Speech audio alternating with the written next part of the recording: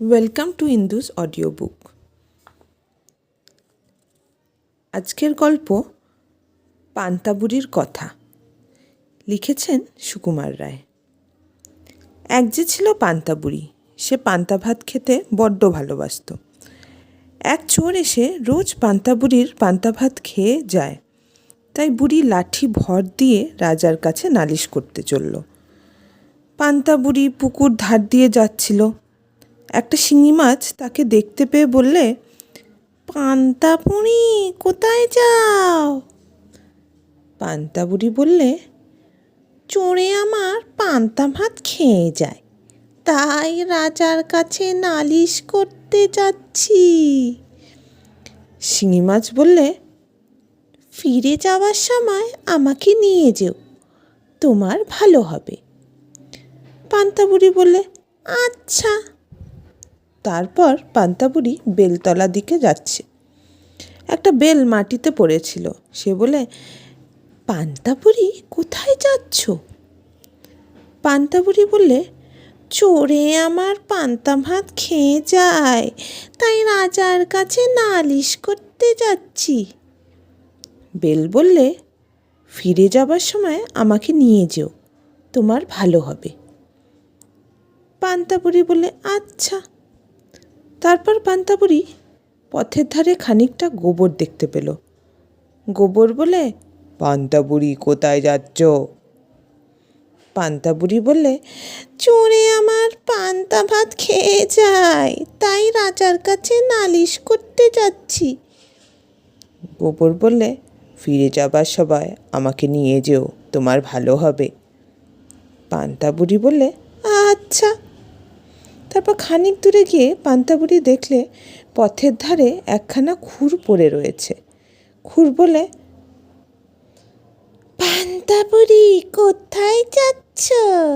পান্তা বুড়ি বললে, চোরে আমার পান্তা ভাত খেয়ে যায়, তাই রাজার কাছে নালিশ করতে যাচ্ছি। খুর বললে, ফিরে যাবার সময় আমাকে সঙ্গে নিও, তোমার ভালো হবে। পান্তা বুড়ি বলে, আচ্ছা। তারপর পান্তা বুড়ি রাজার বাড়ি গিয়ে দেখলে রাজামশাই বাড়ি নেই। কাজেই সে আর নালিশ করতে পেল না। বাড়ি ফিরবার সময় তার খুর আর গোবর আর বেল আর শিঙি মাছের কথা মনে হলো। সে তাদের সকলকে তার থলে বয়ে নিয়ে এলো। পান্তা বুড়ি যখন বাড়ির আঙিনায় এসেছে তখন খুর তাকে বলল, আমাকে ঘাসের ওপরে রেখে দাও। তাই বুড়ি খুরখানেককে ঘাসের ওপরে রেখে দিল। তারপর যখন সে ঘরে উঠতে যাচ্ছে তখন গোবর বলে, আমাকে পিঁড়ির ওপর রেখে দাও। তাই বুড়ি গোবরটাকে পিঁড়ির ওপর রেখে দিল। বুড়ি যখন ঘরে ঢুকলো তখন বেল বলে, আমাকে উনুনের ভেতরে রাখো।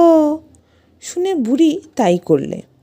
শেষে শিঙি মাছ বলে, আমাকে তোমার পান্তা ভাতের ভেতরে রাখো। বুড়িও তাই করলে।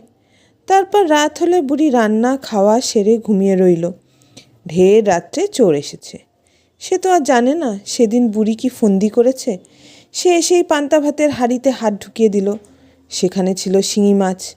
সে চোরের বাছাকে এমনি কাটা ফুটিয়ে দিল যে তার দুই চোখ দিয়ে জল পড়তে লাগলো।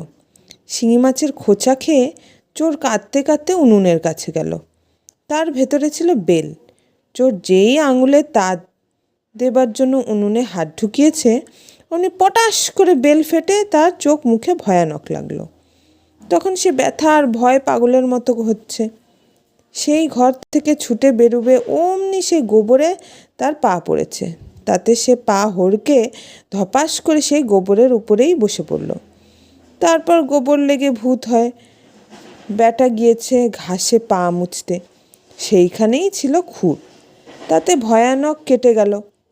তাতে ও মা গো, গেলুম গো বলে না চেঁচিয়ে বাছা যান কোথায়। তা শুনে পাড়ার লোক ছুটে এসে বলে, এই ব্যাটা চোর, ধর ব্যাটাকে, মার ব্যাটাকে, কান ছিঁড়ে ফেল। তখন যে চোরের সাজাটা। ভালো লাগলে লাইক, কমেন্ট আর ইন্ডুস অডিও বুকে সাবস্ক্রাইব করে দেবেন। Bye bye.